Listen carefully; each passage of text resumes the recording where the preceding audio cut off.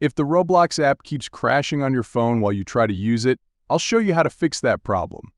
Let's get started. Check the Roblox servers to see if there's an outage. Open your web browser and type "is Roblox down?" Open the first link, which is down detector. Look for spikes and outages on the graph.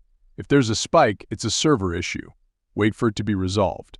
If there's no spike, try these steps. Open the settings on your phone. For iOS devices, go to General Settings, tap on iPhone Storage. For Android devices, find the Roblox app in Settings. Clear the cache and reinstall the app. For iOS, find the Roblox app in Storage Settings. Offload the app and then reinstall it. This will give it a fresh install and clear cache and unnecessary data. After reinstalling, try opening Roblox again. It should work without crashing. If this tutorial helped you solve the problem, leave a comment below and subscribe to the channel for more tutorials like this in the future. Thank you for watching and see you in the next video.